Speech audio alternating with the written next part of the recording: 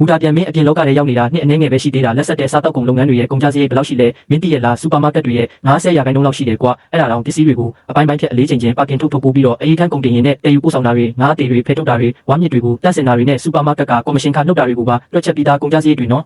Rapid ကြောင့် Rabbit School ရဲ့လောက်အားခတွေကလည်းအမြဲတမ်းတရရိပ်တက်နေတာအခုလည်းငါပစ္စည်းတွေကိုကားပေါ်တင်နေတာပဲကုန်ကားကအဝယ်တိုင်းလက်ကားဈေးကွက်စီသွားပြီးနောက်တစ်ဆင့်ပြန်ရောင်းရအောင်ပါဒီတော့ငါတပိတ်တာတစ်ဆက်သားဈေးနှုန်းကအပြင်ဈေးကွက်ထက်20%တောင်ပိုများနေပြီးမင်းမယုံရင်ဒီကရွာသားတွေကိုပဲမေးကြည့်လိုက်မိနစ်ကတူတောင်းစားတောင်မှဒါကိုဘယ်လောက်နဲ့ဝယ်သွားလဲ4ယွန်ခွဲပဲပေးသွားတာအခုငါကမင်းတို့ကို10ယွန်တောင်ပေးနေတာလေဒါကိုမှမင်းကနှလုံးသားမဲတဲ့လူယုံမှလို့လာပြောနေသေးတာလားဒါပြန်ငါတို့ဒီတိုင်းပဲထားလိုက်ရင်မကောင်းဘူးလားဟင်တတိဆုံဘော့ဆန်ပြောတာလေကျိုးချောင်းစီရောမှုရှိတာပဲဥစ္စာ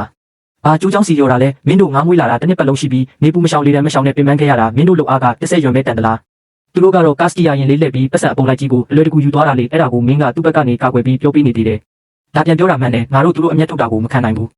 ငါတို့ကဘာလို့သူ့ကိုပဲအကျိုးမြတ်တွေပေးပြီးလောက်ကင်ပေးနေရမှာလဲငါတို့ဘာလို့သူ့ကိုပဲချမ်းသာအောင်လုပ်ပေးနေရမှာလဲဒါဆိုရင်